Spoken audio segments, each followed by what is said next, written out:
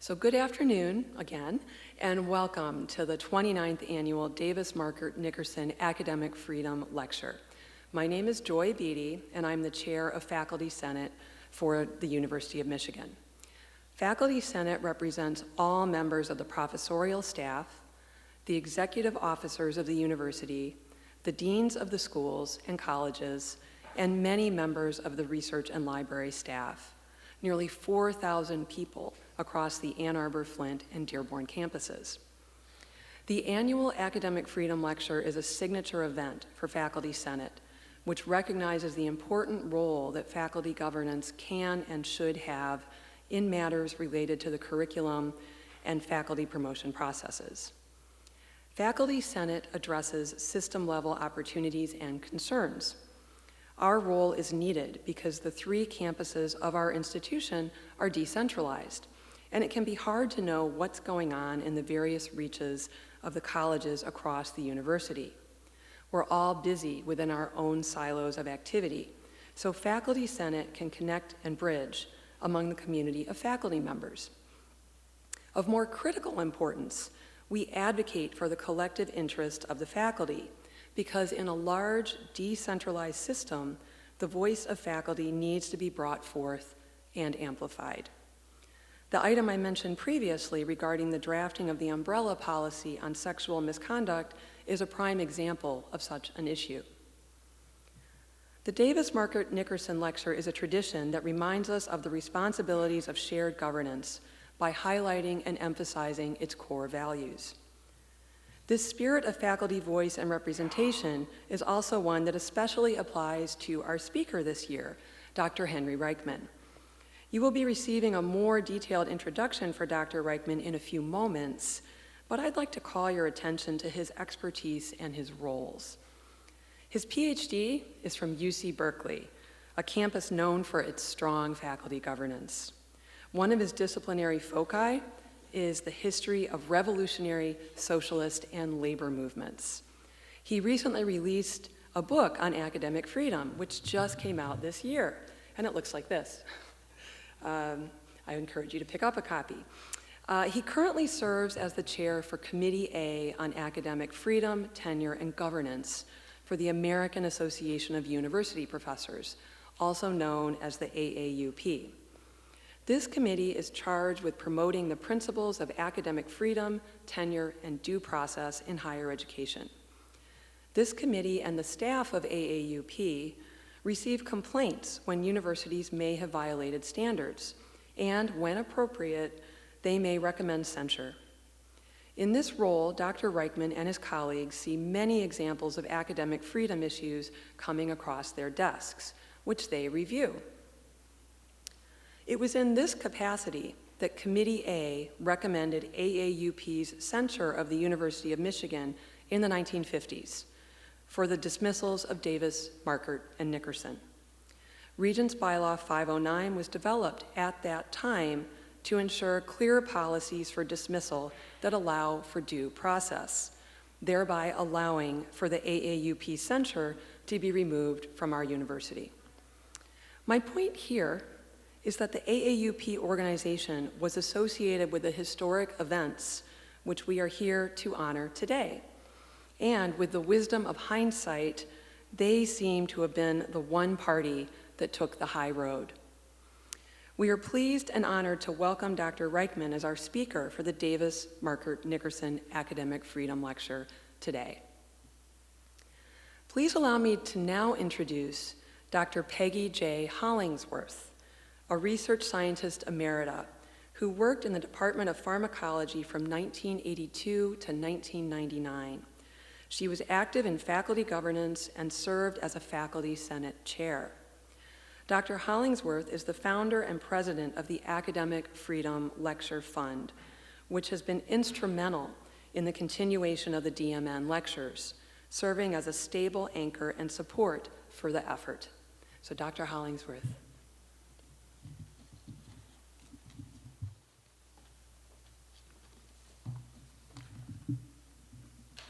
Well, welcome again to this year's Davis Margaret Nickerson Lecture on Academic and Intellectual Freedom, which each year addresses the freedoms so fundamental to the academic community. We hold this lecture every year because this university learned many years ago that those freedoms are all too easily cast aside. In 1954, a subcommittee of the House Un-American Activities Committee, HUAC, summoned 3 University of Michigan faculty members to testify about their political associations and activities. All 3 were suspended for refusing to answer the subcommittee's questions and to reveal those with whom they had associated. Biologist Clement Markert was subsequently reinstated and promoted with tenure. Mathematician Chandler Davis and pharmacologist Mark Nickerson were dismissed from the university. The University of Michigan's Board of Regents, Administration, Faculty Senate, and Senate Advisory Committee on University Affairs all either violated or failed to protect the academic and intellectual freedom of these colleagues and members of the university community. Decades later, as memory and understanding of this egregious episode was recovered, the Senate Assembly established the Davis Markert Nickerson Lecture on Academic and Intellectual Freedom as an offer of reconciliation to the 3 injured faculty and as an acknowledgement of the harm that the university had done to itself and in failing to live up to foundational values. At the same time, the Academic Freedom Lecture Fund, AFLF, an independent 501c3 was formed to raise funds to support and to organize the annual lecture with the purpose of advancing the highest standards of academic and intellectual freedom. The AFLF dedicated itself over the decades to sustaining and developing what has now become a critical institution of the university and beyond for engagements with the academic freedom and the threats to it. The university has come a long way since the suspension of faculty members Davis, Markert, and Nickerson. At the 2015 commencement, Professor Mark Schlissel publicly recalled the 1954 hysteria during the McCarthy era, took the opportunity to educate the graduates about this black spot in the university's history, the first such public acknowledgement by the university's administration. He concluded his cautionary comments by quoting from the University of Michigan Senate Assembly Resolution of 1990, quote, "To guard against a repetition of those events and to protect the fundamental freedoms of those who come before us," end quote. But we must continue our watchfulness as threats to academic and intellectual freedom again grow. We desperately need Americans of all ages who will join to preserve the academic and intellectual freedom guaranteed by the First Amendment of the United States Constitution. We need citizens like enormous courage that was demonstrated by Professor H. Chandler Davis when in November 1953, he stood before a subcommittee of the House Un-American Activities Committee and claimed his First Amendment rights. Thank you very much.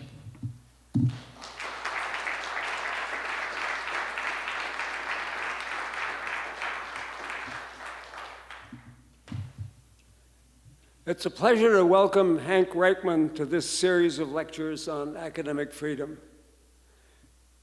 His credentials as a scholar are all in order. He's a specialist in the history of 20th century Russia with PhD from Berkeley and a career as professor at Cal State East Bay, including 9 years as department chair. His credentials as an upholder of academic freedom are unchallengeable. He has long been chair of AAUP's Committee A on Academic Freedom and Tenure. It has thrived during his term, and he has written a great deal for the organization, both blog posts and formal reports. Let me call attention to 2 publications which you will quite likely want not only to admire, but actually to read. His very recent book, The Future of Academic Freedom, from Johns Hopkins University Press, is based on a whole series of examinations of the meaning and challenges of academic freedom. It takes up the subject not year by year or university by university, but problem by problem, not including the problem announced for today's lecture that will extend the study. And he has edited the fall issue of Academe, the organ of AAUP, in which he collects reports on academic freedom from many countries around the world. Let me say finally that Hank Reichman fits seamlessly into the University of Michigan's annual lectures on academic freedom.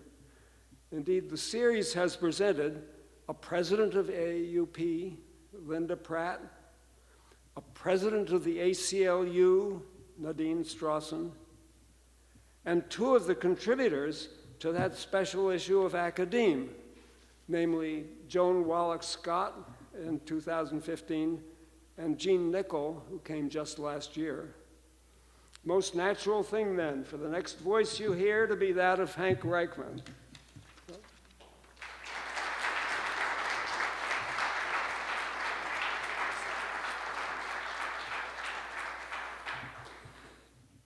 So thank you, Joy, Peggy, and especially to Chandler for those kind introductions. It's really, truly a great honor to be invited to deliver this prestigious and important lecture.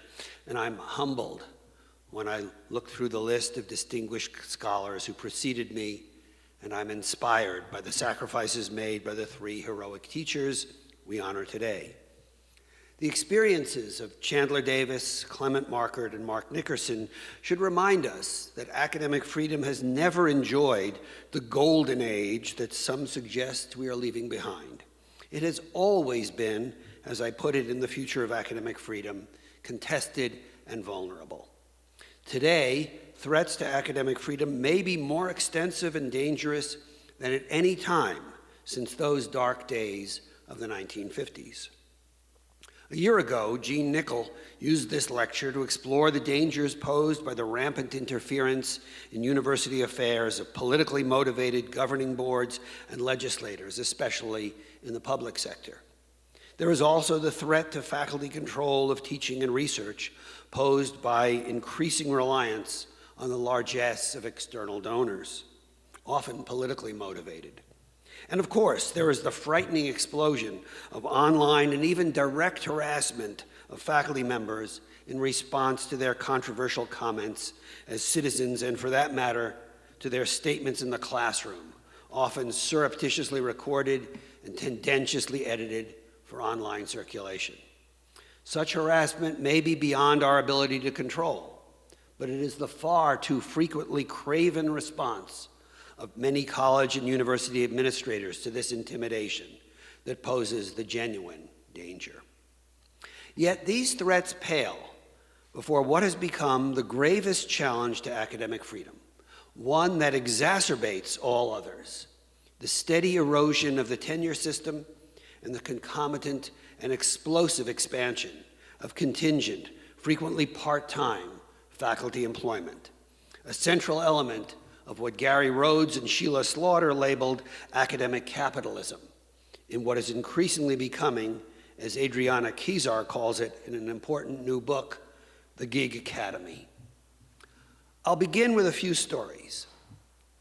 For most of the past 24 years, including all of the last 9 years, Jeffrey Klinsman has served as a part-time English instructor at Kirkwood Community College in Iowa. After Klinsman was harassed and threatened online for opinions he expressed as far back as 2012, his services were abruptly terminated on August 23rd of this year. The college claims that Klinsman resigned voluntarily. He contends the resignation was coerced. In either event, the school insists that his removal from the classroom was based solely on our commitment to fostering a safe learning environment for our students, faculty, and staff in the face of credible threats of violence on campus. In a letter to the AAUP staff, the college president reiterated the school's commitment to follow the AAUP's definition of academic freedom. She claimed, however, that her main concern was not Klinsman's academic freedom, but, quote, fulfilling our commitment to provide a safe learning environment. Campus safety, of course, is a legitimate concern in such instances, but alternatives to dismissal were available. Klinsman could have been provided with special security. He could have been assigned to teach online. He could even have been suspended for a semester with pay while the controversy over his statements died down. Most important, even if dismissal were the only option, Klinsman should have been provided a due process hearing in which his colleagues could judge his fitness for continued employment. As of this moment, Klinsman, supported by the AAUP, is seeking reinstatement for the spring semester. The administration says it will consider this option, but given that threats allegedly continue, its concern for state safety continues to impede a resolution. Meanwhile, a message has been delivered. If you want to get a controversial adjunct removed at Kirkwood Community College, just threaten to bring violence to that campus. In 2013, Robin Mead, an adjunct instructor and head of the Adjunct Faculty Union at Moraine Valley Community College in Illinois, was fired and banned from campus. Mead lost favor with her administration after they asked her to write in support of the school's application for membership on a prestigious board. Instead of writing the complimentary letter they expected, she wrote that she could not support the bid because the school treats its adjunct faculty members as a disposable resource and a separate lower class of people. Mead and her union, affiliated with the American Federation of Teachers, filed an unfair labor practice complaint with the Illinois Educational Labor Relations Board, and she also filed suit in federal court. The U.S. Court of Appeals for the Seventh Circuit ruled in Mead's favor, as did the Labor Board, and she won reinstatement and back pay. But this came only after more than 2 years of struggle, during which she was unemployed and supported in part by grants from the AAUP Foundation's Legal Defense Fund. Mead had a union, of course, and her reinstatement was based on provisions of her labor agreement. Jane Hardy, for 40 years, a part-time music instructor at Pacific Lutheran University in Tacoma, Washington, was summarily dismissed after she agreed to provide private instrument lessons to a student when such instruction was not offered on the university schedule. This was more than likely a pretext for going after a militant union activist following an ultimately unsuccessful unionization effort. After the AAUP intervened, Pacific Lutheran agreed to hold a dismissal hearing. But at that hearing, the administration declined to assume responsibility for demonstrating adequate cause for dismissal. Consequently, the hearing committee did not pass judgment as to whether the cause had been demonstrated, rendering the proceedings moot. An AAUP observer who attended the hearing speculated that, quote, this proceeding was conducted only in order to appease the AAUP and more specifically to forestall a full investigation, unquote. Moreover, the administration pledged that regardless of the hearing's disposition, Hardy's contract would not be renewed. Last week, the university's board made good on that pledge, and Hardy is now without work. The AAUP will soon release a full report on this case. Then there's the experience of Nathaniel Bork, a part-time philosophy instructor at Community College of Aurora near Denver, who not only had no union, he had no grievance rights at all. Like Mead, Bork wrote a letter, although he never actually sent it. He was concerned about a new curriculum that had been foisted on him by an administratively generated curricular reform in which he and his fellow adjuncts played no part. He believed the mandated changes marked a dumbing down of his course, reducing it to a high school level. So in fall 2016, he decided to complain to the school's accreditor. But first, he submitted the proposed letter to his administration for review. 2 days later, an administrator visited his class. And less than a week after he wrote the letter, Bork was summarily dismissed mid-semester. The college would claim that a routine, coincidentally timed classroom observation revealed instructional deficiencies so severe that they required his immediate removal. An AAUP investigation concluded that rationale strains credulity, pointing out that Bork, an extremely popular instructor whose classes were often over-enrolled, had received stellar evaluations. As a part-time faculty member off the tenure track, Bork had no access even to an inadequate grievance procedure. As members of the AAUP's Colorado State Conference would note, the state's community college system, quote, makes no dispute resolution procedure available to adjunct faculty, placing such instructors in a precarious situation should pedagogical differences arise. In Bork's case, the administration's arrogance in dismissing him mid-contract permitted the AAUP to investigate.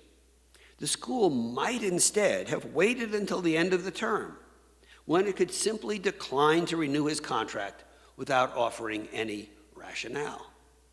As the Colorado AAUP leaders wrote, quote, it is not unusual at all for college administrators to simply refuse to rehire an adjunct faculty member once the semester is over, or discourage their continued employment by offering them fewer classes.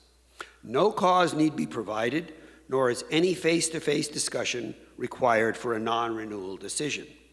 The same circumstances that apply to a first semester adjunct also apply to one with 15 years of nearly continuous service. It is hard to argue that adjunct faculty enjoy academic freedom when the risk of dissent or professional disagreement is loss of a job with no recourse to dispute resolution procedures, the Colorado leaders continued.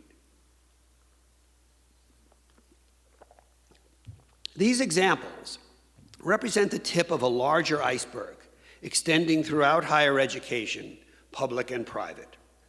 In recent years, the majority of academic freedom cases coming to the AAUP involve faculty members off the tenure track. Moreover, for each of these cases, there are likely dozens more where faculty members think twice and decide that not speaking is the better part of valor. Take as one example a confession by Eva Swidler, a part-time adjunct at Goddard College in Vermont. In 2014, graduates at Goddard invited Mumia Abu-Jamal to address them from prison at commencement, a decision that ignited controversy. I soon began mentally composing an op-ed on the dust-up, Swidler reported. However, she continued, I quickly realized that I could not risk putting my name in print next to such an op-ed, given my semester-by-semester adjunct positions at a variety of institutions. I killed the project. As Kezar and her research team report, today the majority of all non-management university workers, both academic and non-academic, are employed on a part-time, temporary, or contingent basis, sometimes called at-will, on-demand, or just-in-time hiring. If we include graduate student instructors, approximately 3/4 of all those who teach in higher education are employed off the tenure track, compared to only about 1/4 some decades ago. It's not only community colleges, where tenure track employment can sometimes be almost non-existent. At 4-year public institutions, 56% of full-time and part-time faculty members are off the tenure track. The figure at 4-year privates is 66%. To be sure, all part-time appointments are not alike. According to one survey, about 11% of part-timers are actually retired tenured professors. Another 23% have career employment outside higher education, perhaps as a practicing nurse, journalist, or attorney. They may teach 1 or 2 classes, but their income derives mainly from their non-academic occupations. The remaining 66% can be designated as adjuncts. It is sometimes assumed that these are largely recent PhDs or holders of a master's degree, mainly young, moving along the path to permanent employment. But according to a study by the TIA Institute, about 70% of such adjuncts are over 40 years old, with a third aged between 55 and 69. Approximately one-half teach one or two courses at a single institution, while 22%, the fabled freeway flyers, teach 3 or more classes at 2 or more institutions. About one-half of adjunct faculty say they would prefer a tenure-track position, with an additional 10% preferring a full-time non-tenure-track position. Last-minute hiring is widespread. One study reported that more than a third of contingent instructors report being hired within 3 weeks of the start of classes, and more than a sixth within 2 weeks. Late appointments are common even among those who have been employed for years, even decades. The 1940 Statement of Principles on Academic Freedom and Tenure, issued by the AAUP and the Association of American Colleges, still the gold standard for defining academic freedom, declared tenure, quote, a means to certain ends, specifically 1, freedom of teaching and research and of extramural activities, and 2, a sufficient degree of economic security to make the profession attractive to men and women of ability. Adjunct employment threatens not only the first and primary purpose of tenure, the defense of academic freedom, but also the second, for such employment provides at best limited economic security. Part-time faculty are paid approximately 60% less per hour than comparable full-time tenure-track faculty. On average, adjuncts make a full-time equivalent of $22,400 annually, less than most fast food workers, for teaching an average of 8 classes, a bit short of $3,000 per class. Almost 60% receive less. Male adjuncts earn about $600 more per course than women, but average pay for those with a doctorate is only $300 greater than that for adjuncts with a master's degree. At the University of Cincinnati, part-time adjuncts, about a third of the instructional staff, have not seen their compensation rise for 16 years. After 30 years on the job, one adjunct was recently promoted and now earns $3,270 per course. The standard for most of his part-time colleagues is only $2,700, with teaching loads capped at 5 courses annually, so the university can avoid paying for health insurance under the Affordable Care Act. The Labor Center at UC Berkeley has reported that a quarter of part-time instructors nationally receive some kind of public assistance. According to Kezar, and I quote, in no other sector has contingency among high-skilled professionals come with such dramatic wage decreases. College and university administrators claim this level of compensation is essential to cost containment in light of decreased public funding and the need to minimize tuition hikes. Such arguments are unconvincing. The greatest increases in adjunct employment have come in periods of economic growth, irrespective of the financial health of institutions. Harvard, for example, has steadily expanded its adjunct faculty for 4 decades, yet its growing endowment of over $37 billion is larger than the GDP of most countries. On the basis of detailed study of university expenditures, Kezar concluded that, quote, whatever purpose labor restructuring in higher education has served, it is clearly not being used to make college costs more competitive, unquote. Instead, funds previously devoted to instruction have increasingly gone to support the ever-expanding business functions of the university or to non-instructional student services. Executive positions are growing at an especially rapid pace, with salary increases far outpacing those of even the most highly paid tenured faculty. Reliance on part-time precarious faculty is not confined to teaching. Kezar documents a steady growth in full-time research faculty employed on a contingent basis, although outside medical schools, the magnitude of the increase is hard to establish. Even more widespread is the growing use and abuse of postdocs, especially in STEM disciplines. Between 2000 and 2012, the number of STEM postdocs grew by between 50 and 150%. One study calculates that since 1980, the postdoc population rose from under 20,000 to around 79,000, with another study estimating the current number at over 90,000. Compounding the problem is that a majority of postdocs are international scholars working on temporary visas, which stipulate ongoing employment, thus making them extraordinarily exposed to retaliation for exercising their academic freedom. Not only are postdoc salaries low, hours excessively long, and benefits all but non-existent, international postdocs face widespread discrimination. Women postdocs are vulnerable to sexual and other forms of harassment.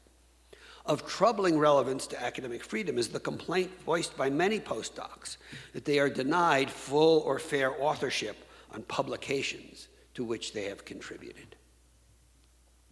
The tragic working and living conditions of so many adjunct faculty members has become an increasingly common topic in reports on the state of higher education.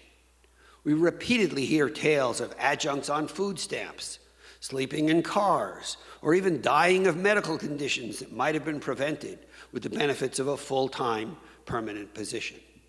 One heart-rending account comes from a Marquette University teaching assistant who turned to Medicaid and a GoFundMe page to finance treatment of his enlarged spleen after his university dropped health insurance for part-time instructors.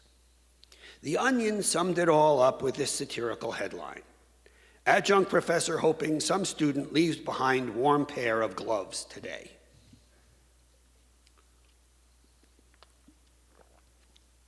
Herb Childress's recent cri de coeur, The Adjunct Underclass, includes numerous excerpts from interviews with adjuncts that painfully evoke what he calls, quote, the vast purgatory of contingent life, unquote. I finished a dissertation in late 1996 to high praise and rapid publication, Childress writes. I went on to sell furniture. A series of brief stints in disparate higher ed positions followed until Childress finally left academia for good in 2013.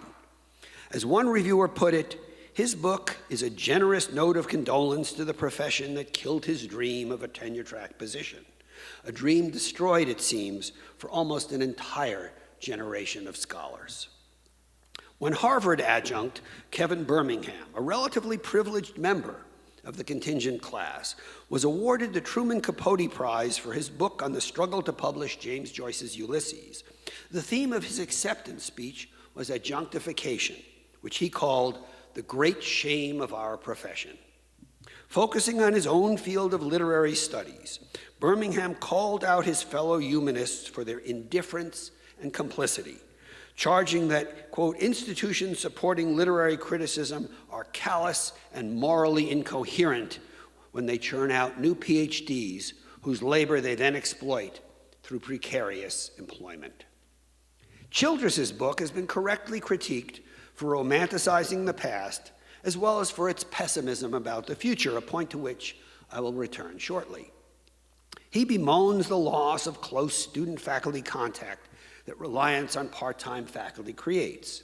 But as one critic noted, this is a type of faculty-student relationship that had barely ever existed outside a handful of elite colleges. Nonetheless, empirical evidence assembled by Kezar suggests that, quote, learning outcomes are negatively associated with faculty working under gig academy conditions, quote. Under these conditions, she adds, the human connections that form the foundation of student learning are being eradicated, albeit inadvertently.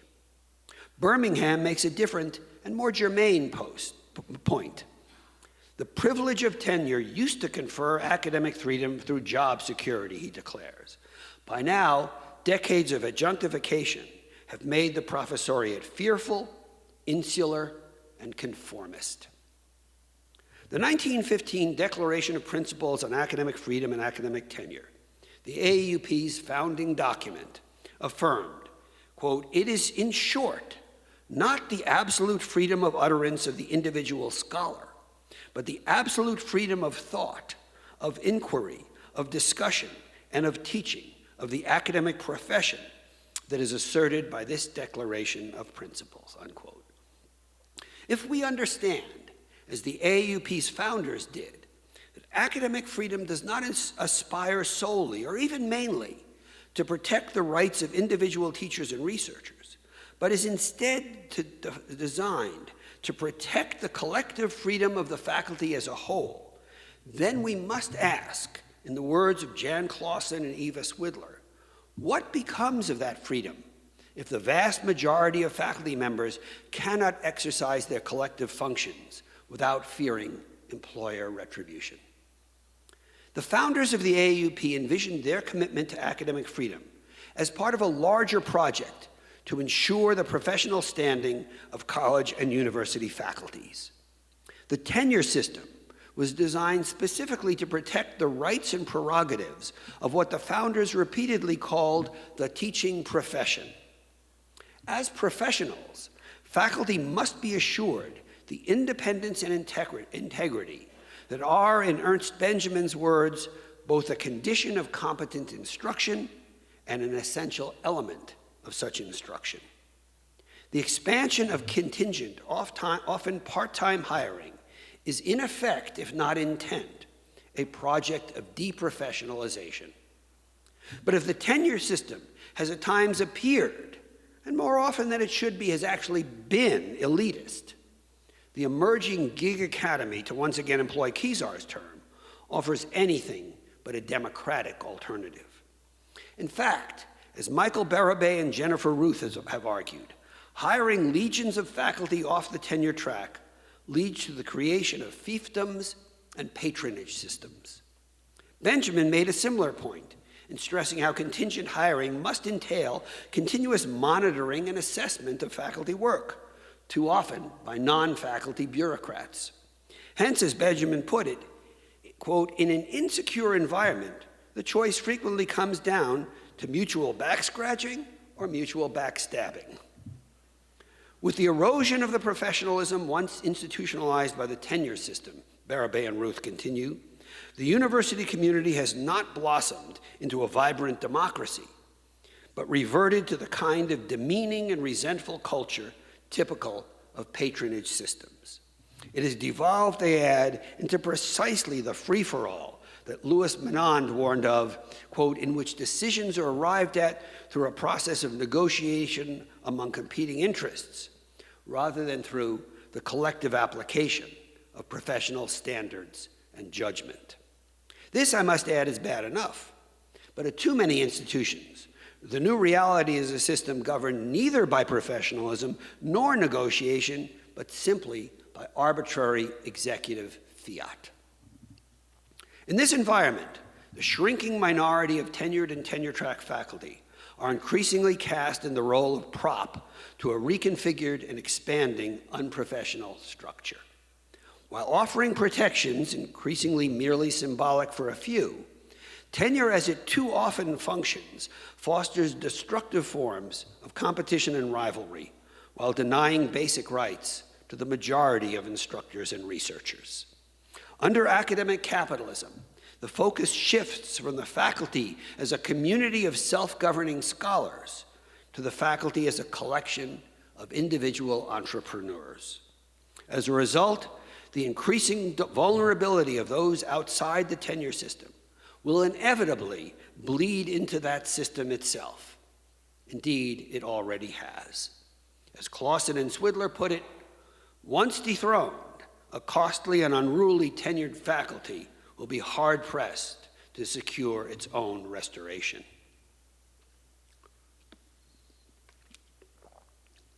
The impact of all this can be seen in the deterioration of shared governance, along with tenure, a critical defense of academic freedom. Teaching, curricular planning and evaluation, hiring and promotion decisions, and academic governance more generally all demand collegial and cooperative relations among faculty, administration, and governing board. Yet there can be little doubt that shared governance is rapidly eroding, with decisions previously left to faculty bodies now centralized in hierarchical administrative structures that pay lip service to, ignore, co-opt, or at times undermine or even attack faculty governance.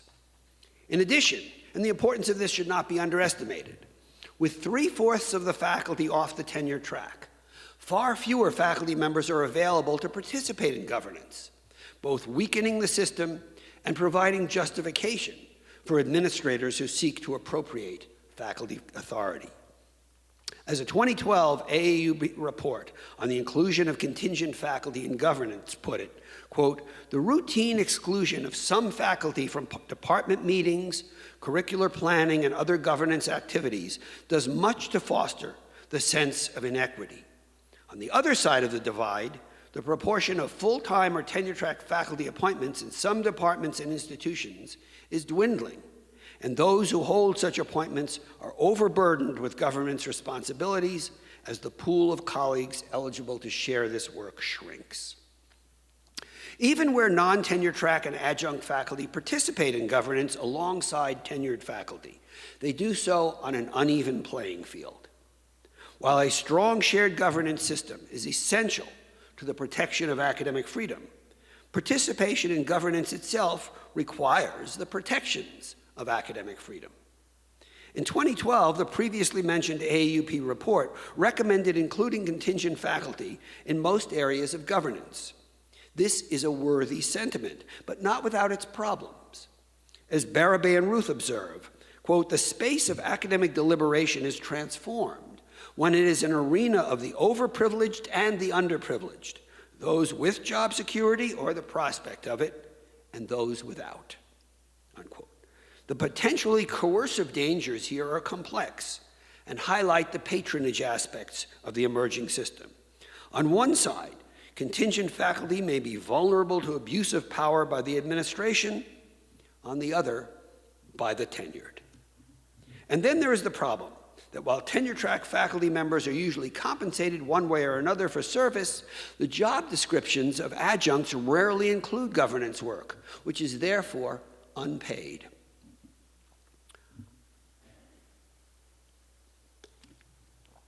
Problems with this system were highlighted in a report by the Academic Senate at the University of California, Berkeley.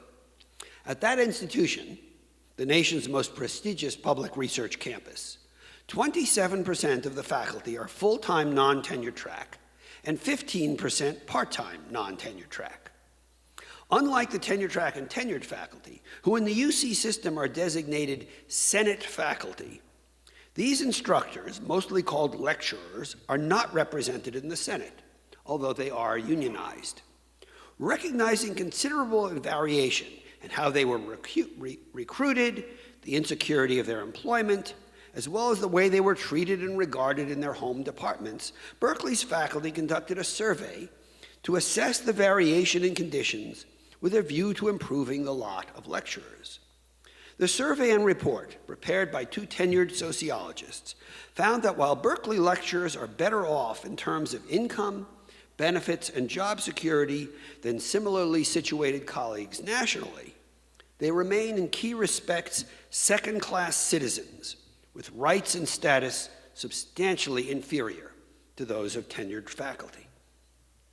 The Berkeley report prompts consideration of a critical question. Is the existence of two classes of faculty justifiable or even sustainable? The report's conclusion begins with this statement: with budgetary pressures, the employment of lecturers is bound to increase. Maybe so, but shouldn't that assumption be questioned? Here the final paragraph of the report is telling, and I will read it. Senate faculty are in a contradictory position between lecturers and administration. Given the present budgetary crisis, they may be said to benefit from the precarious employment of lecturers, a cheap, expendable labor force, clearly demarcated from themselves in terms of conditions, status, and power. Inasmuch as their conditions of employment are made secure on the backs of lecturers, there, again, the there applies to the Senate faculty, their short-term interests are opposed to those of the lecturers. At the same time, however, Senate faculty have a long-term interest to defend the conditions of employment of lecturers, both their security of employment and their working conditions, since what is at stake is the erosion of tenure.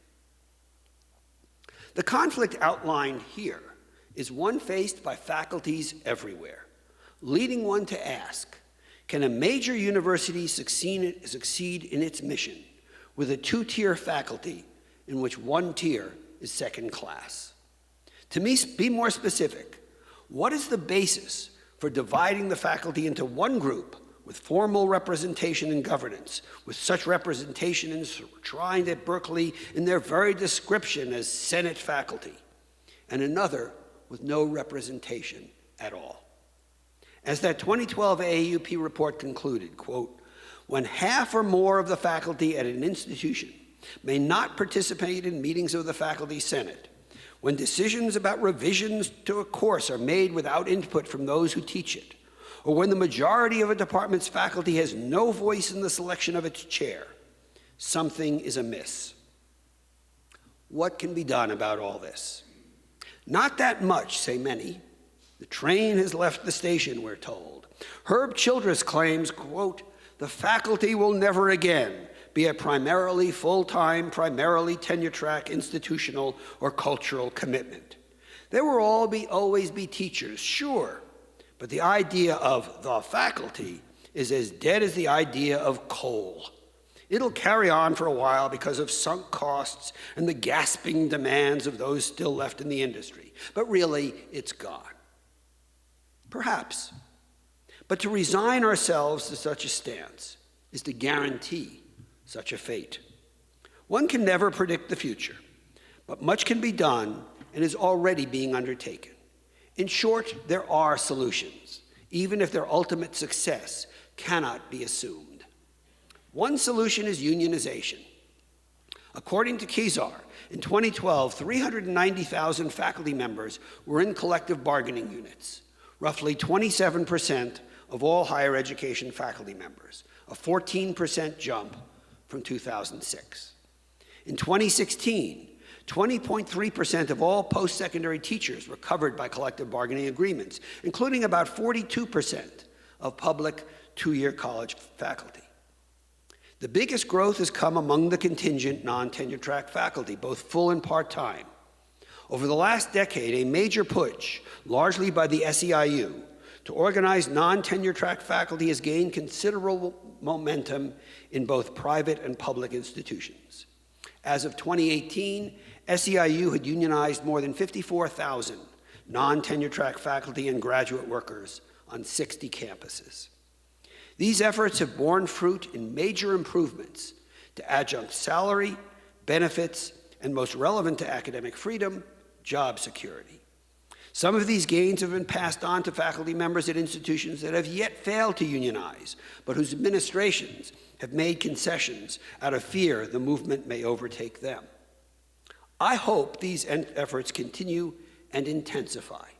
And I'm thrilled to report on a recent landslide victory by a joint AAUP-AFT union at the 5 campuses of the University of New Mexico, which in a representation election earlier this month won support from almost 2/3 of tenure-track faculty and a whopping near 90% of adjunct faculty who voted. Claims that unionized faculties have a negative impact on teaching and even research have repeatedly been shown to be false.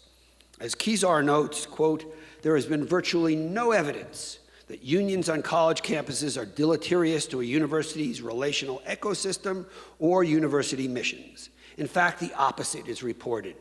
Studies show that unions enhance campus effectiveness and efficiency.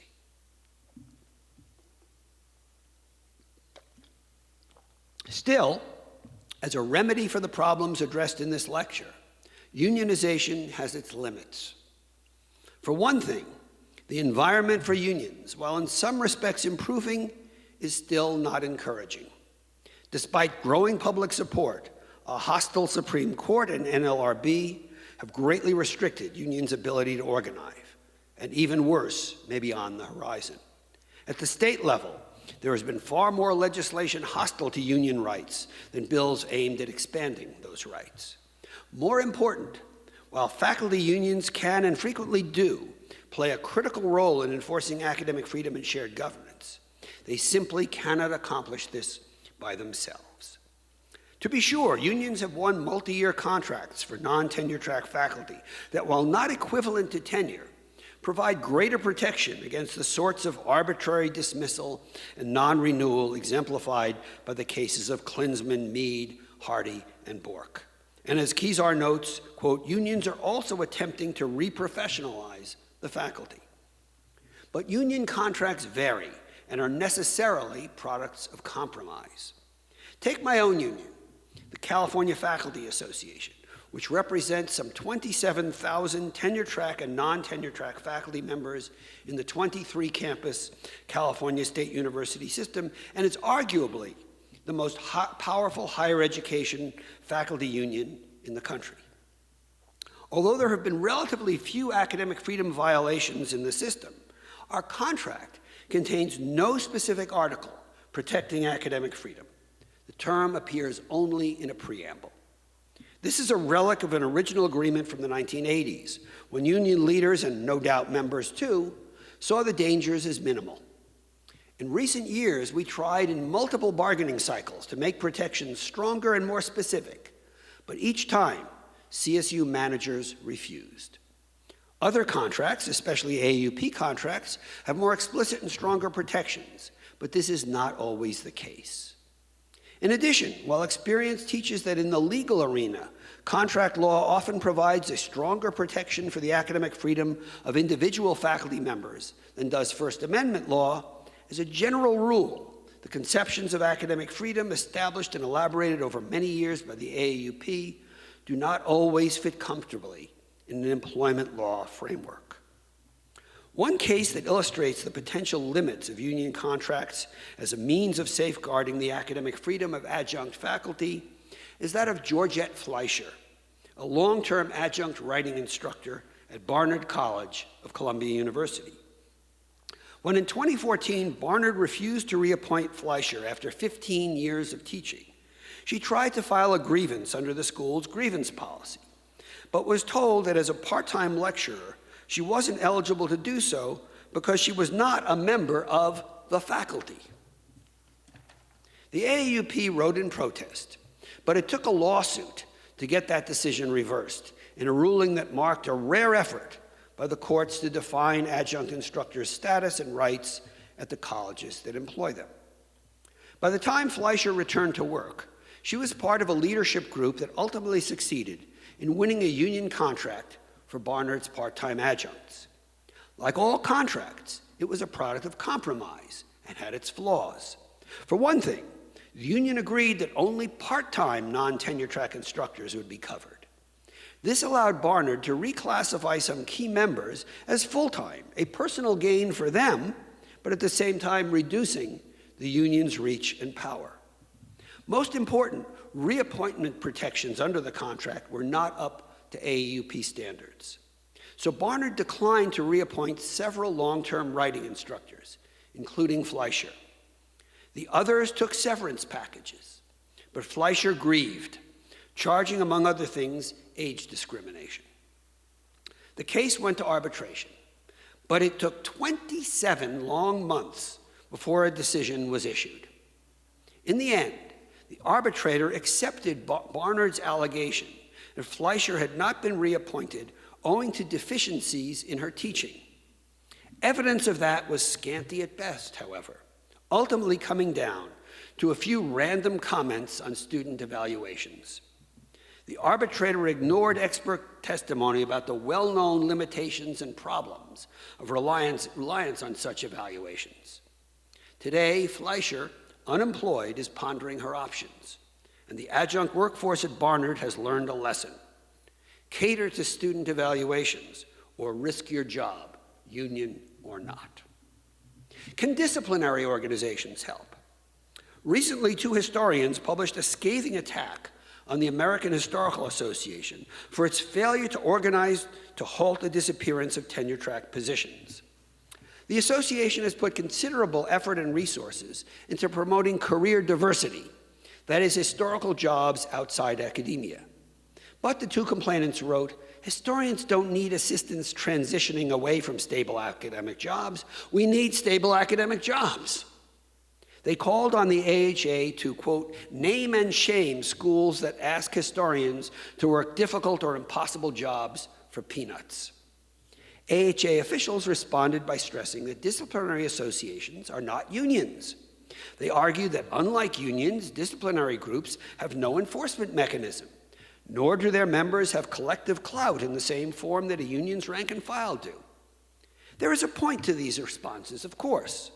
If the power of unions to halt the advance of precarious employment is limited, that of disciplinary groups surely is even weaker. But in retort to these proclamations of powerlessness, the two historians asked, how will we know if we don't even try? Some other disciplinary associations have in fact begun to try. The Modern Language Association, for example, has issued recommendations for minimum per-course compensation. As early as 1994, the MLA declared, quote, the practice of hiring numerous adjunct faculty members year after year to teach courses required of large numbers of undergraduates undermines professional and educational standards and academic freedom, unquote. In that same document, the association offered a series of guidelines for adjunct employment. Obviously, success has been limited, but the MLA should be applauded for trying, and the AHA and others should be encouraged to act more boldly. Is it not past time for disciplinary groups to begin to reconceive and redefine their mission in order to address the biggest challenge facing the teaching profession today? There is no silver bullet. If the baleful movement toward a deprofessionalized precariat with stunted ability to defend academic freedom is to be arrested, the problem will need to be addressed in multiple ways. And it will be necessary to accept partial victories and not make the perfect the enemy of the good. Of course, academic freedom and shared governance have always been partly aspirational, but aspirations can and have become realities. In the end, our goal should be clear. If academic freedom is to survive as more than hollow promise and empty rhetoric, we need to rebuild the system of tenure. Which brings me to the second part of my title with its implicit question, does tenure matter? Short answer, it does. But what exactly is tenure? The 1940 statement offered this succinct definition. Quote, after the expiration of a probationary period, teachers or investigators should have permanent or continuous tenure, and their service should be terminated only for adequate cause, except under extraordinary circumstances because of financial exigencies. The statement added that, quote, the probationary period should not exceed 7 years, and noted as well that, quote, during the probationary period, a teacher should have the academic freedom that all other members of the faculty have, unquote. The AAUP's recommended institutional regulations on academic and freedom and tenure have since adapted these principles to part-time appointments based on this fundamental principle, quote, there should be no invidious distinctions between those who teach and or conduct research in higher education, regardless of whether they hold full-time or part-time appointments or whether their appointments are tenured, tenure track, or contingent. All faculty members should have access to the same due process, protections, and procedures. To this day, the AAUP does not recognize any type of full-time employment other than probationary for tenure and tenured, regardless of the contractual or legal position an individual faculty member may occupy within a given institution's own policies. In this light, it is of critical importance to recognize that tenure is not a reward for merit, but in Benjamin's words, quote, denotes a continuing appointment in an institution, not a status in the profession. As the AUP stressed in a 2009 report on contingent appointments and the academic profession, quote, tenure can be granted at any professional rank or without rank.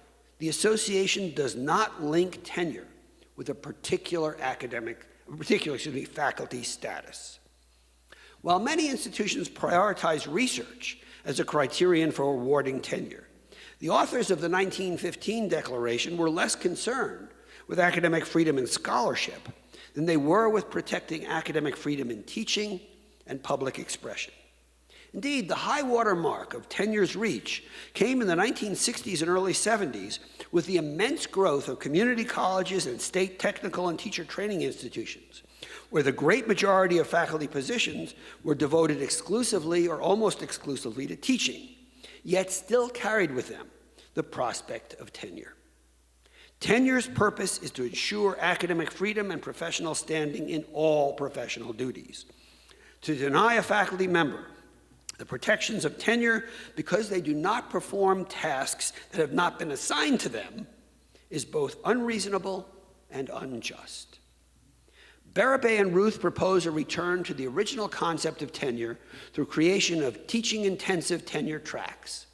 They write, the overwhelming majority of faculty in the classroom are not being paid to do research. We need to be able to professionalize and stabilize these faculty without using the standards we rely upon to evaluate faculty from whom research is expected. In other words, to restore tenure, we must rethink tenure, ironically, by returning to its original conception. We must fight for tenure as it could be and should be, not as it too frequently has become. But to restore tenure, and in doing so defend the academic freedom, job security, and professional standing of all who teach and research, we must build on what unites the faculty and not capitulate to what divides us. All faculty, including the tenured, need each other in this effort. But a precondition for unity is that the privileged among us, the tenured, must discard their too frequent indifference to the plight of their peers. The fight to expand the reach of tenure, and hence the fight to defend academic freedom, is not merely the adjunct's fight. It is the fight of all who teach and do research in higher education, regardless of employment status. The emergence of an academic precariat, of Kezar's gig academy, did not come about overnight. It was the product of many small, incremental decisions, and hence will only be reversed step by painful step. But we must begin. As Kezar put it, all strategies for resisting the many deleterious conditions that have become normalized will necessarily involve disciplined, inclusive, sustained organizing. And this brings me back to the case of Professors Davis, Markert, and Nickerson. During those dark days, tenure, it must be acknowledged, was not always an effective barrier to summary dismissal for one's political affiliations. Tenured faculty members were fired, often with little to no due process. And to be frank, the AAUP, to some extent, fell down on its job. But in that era, as today, the most vulnerable members of the faculty were those whose appointments were contingent and of limited term. That group now represents the great majority of the profession, as it did when the AAUP and AAC issued the 1940 statement. Hence, the profession as a whole is today more vulnerable to shifting political winds and the whims of academic fashion than it has been in some time. Nevertheless, our predecessors succeeded in the face of daunting challenges, and so can we. If we are to avoid another era like that, in which Chandler Davis, Clement Markert, and Mark Nickerson saw their rights to academic freedom and free speech violated so callously, we had better get to work. Thank you.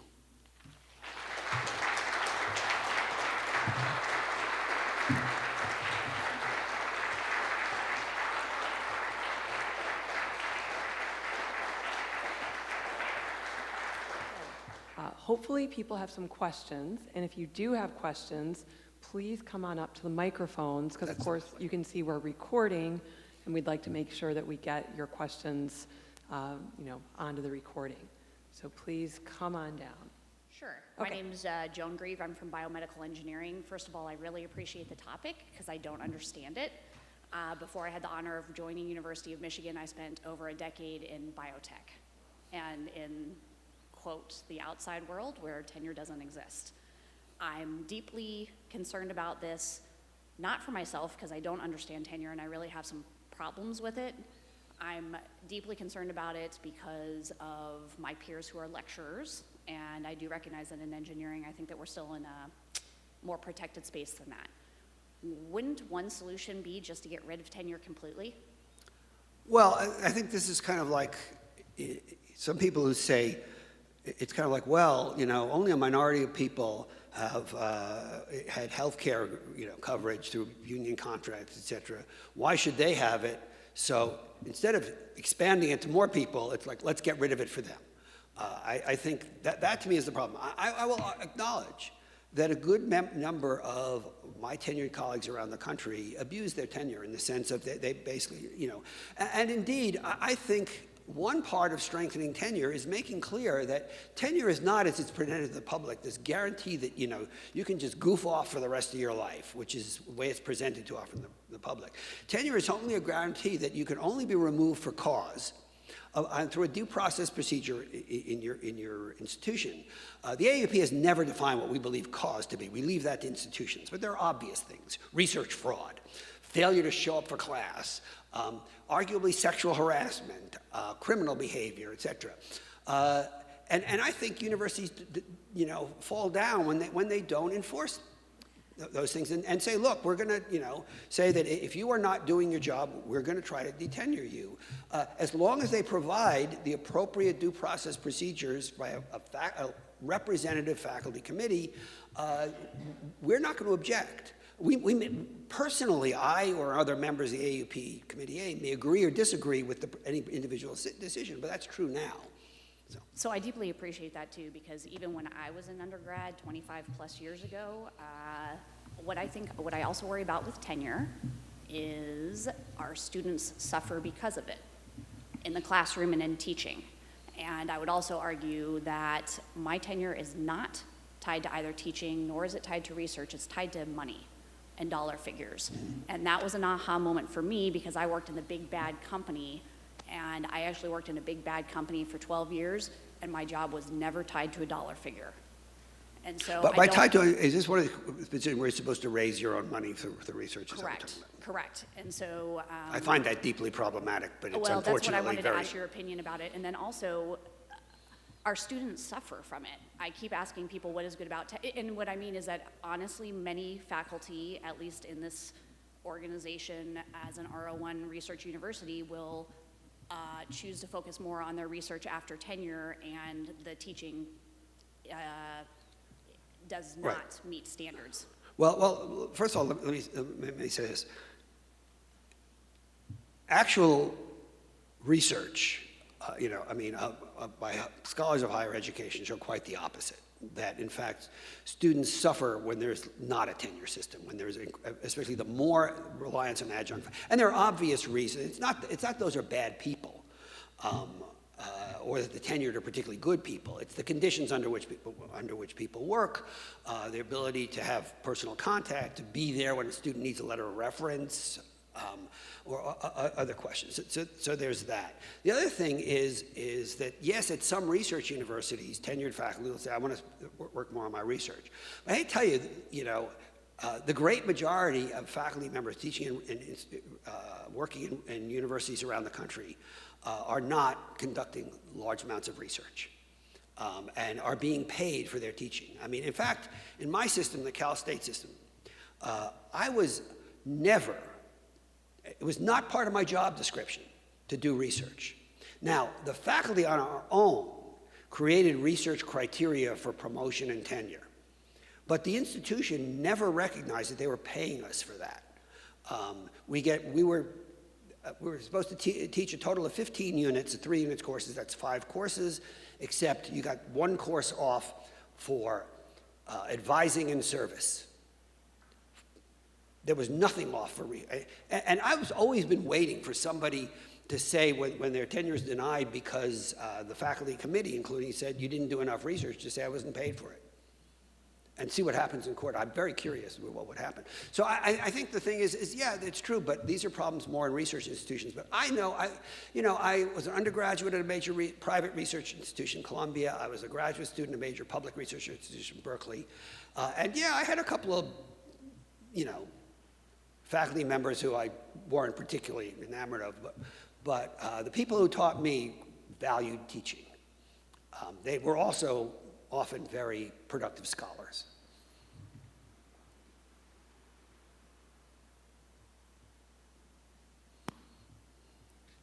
Thank you very much for your lecture.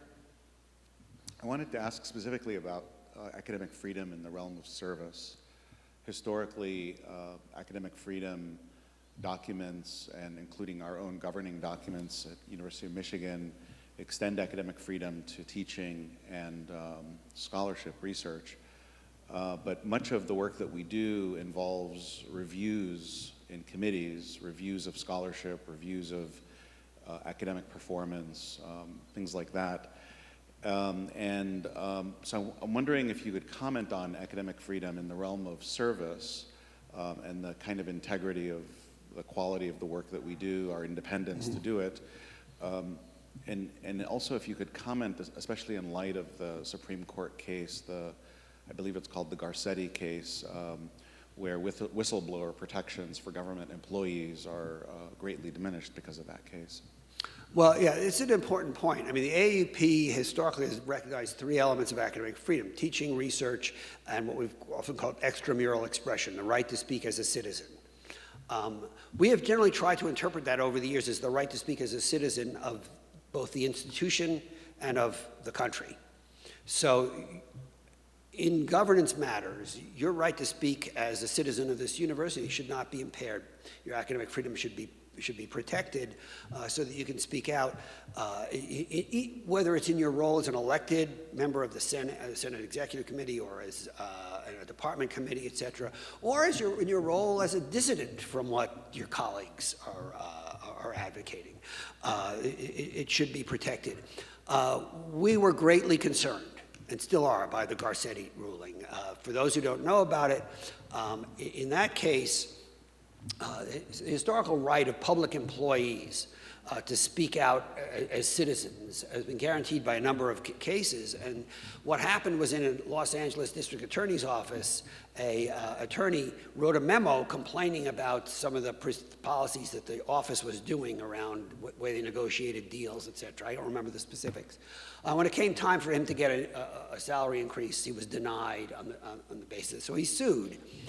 And the Supreme Court ruled that when the speech is in the course of the public employee's duties, it is not necessarily protected by the First Amendment.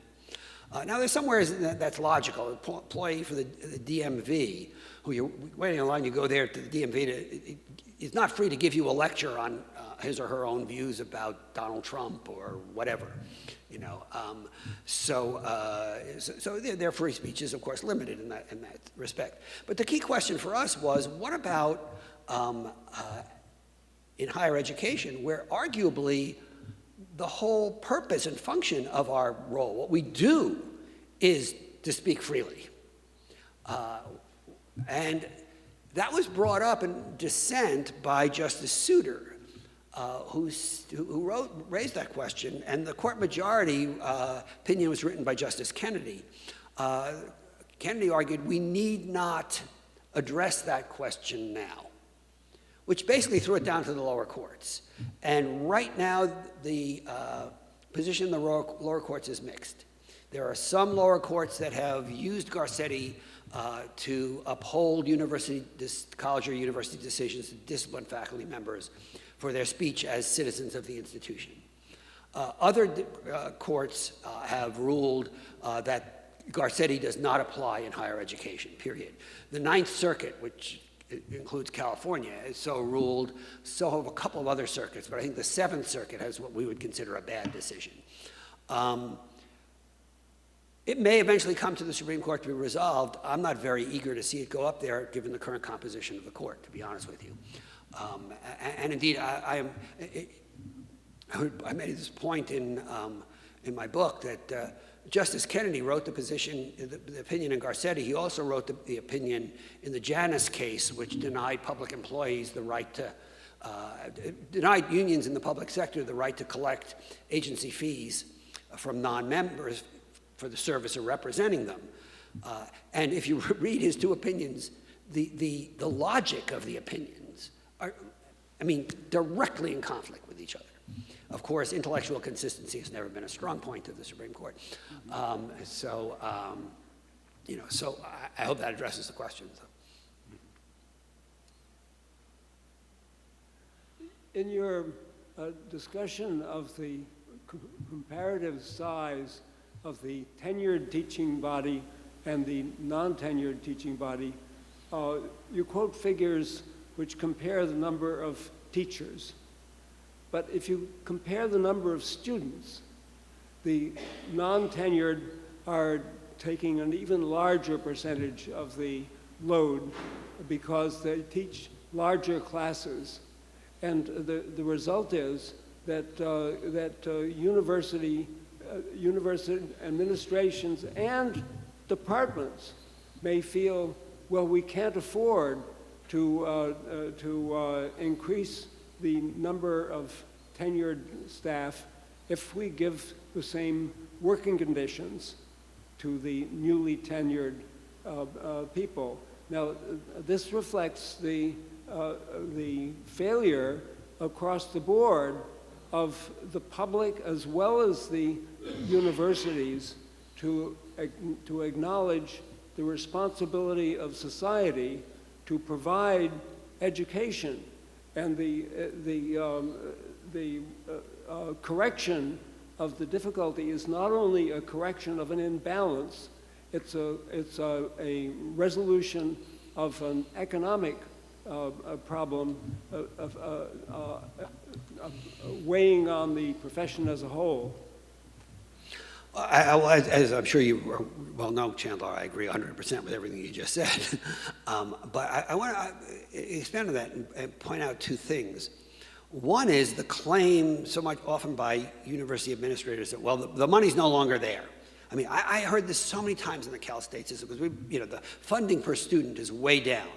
I would point out, I don't think it's a coincidence that the funding has gone down as the student body became more diverse and new groups of students came in. One of my colleagues in the CFA put it very clearly. He said, as the students got darker, the funding got lighter. I think it's undeniable. Whether that's an intent of legislators or not is irrelevant. It's the impact. But on the other hand, I think some of this has been self-fulfilling prophecies. When our administrations constantly would come to us and say, the money's no longer there. I said, well, yeah, it's not going to be there if you don't ask for it.